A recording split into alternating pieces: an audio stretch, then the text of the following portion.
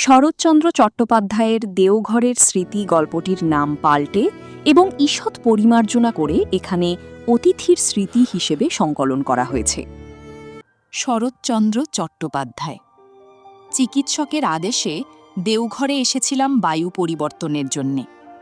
প্রাচীর ঘেরা বাগানের মধ্যে একটা বড় বাড়িতে থাকি। রাত্রি ৩টে থেকে কাছে কোথাও একজন গলা ভাঙা একঘেয়ে সুরে ভজন শুরু করে। ঘুম ভেঙে যায়।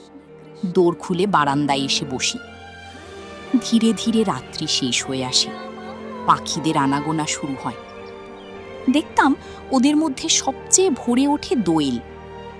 অন্ধকার শেষ না হতেই তাদের গান আরম্ভ হয়। তারপরে একটি দুটি করে আসতে থাকে বুলবুলি, শ্যামা, শালিক, টুনটুনি।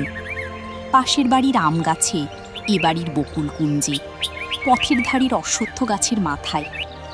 সকলকে চোখে দেখতে পেতাম না, কিন্তু প্রতিদিন ডাক শোনার অভ্যাসে মনে হতো যেন ওদের প্রত্যেককেই চিনি।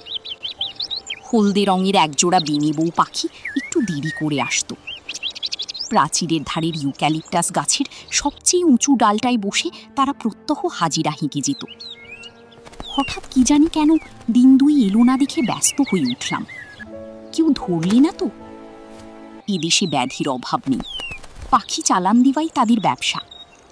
কিন্তু ৩ দিনের দিন আবার দুটিকে ফিরে আসতে দেখে মনে হলো যেন সত্যিকার একটা ভাবনা ঘুচে গেল।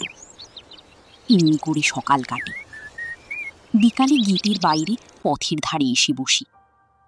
নিজের সামর্থ্য নেই বেড়াবার, যাদের আছে তাদের প্রতি চেয়ে চেয়ে দেখি।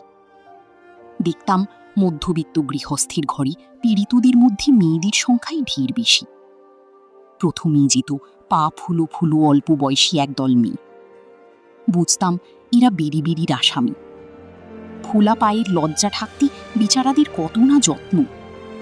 মোজা পরার দিন নয়, গরম পড়েছে, তবু দেখি কারো পায়ে আট করে মোজা পরা। কেউ বা দেখলাম মাটি পর্যন্ত লুটিয়ে কাপড় পরেছে। সেটা পথ চলার বিঘ্ন, তবু কৌতূহলী লোকচক্ষু থেকে তারা বিকৃতিটা আড়াল রাখতে চায়।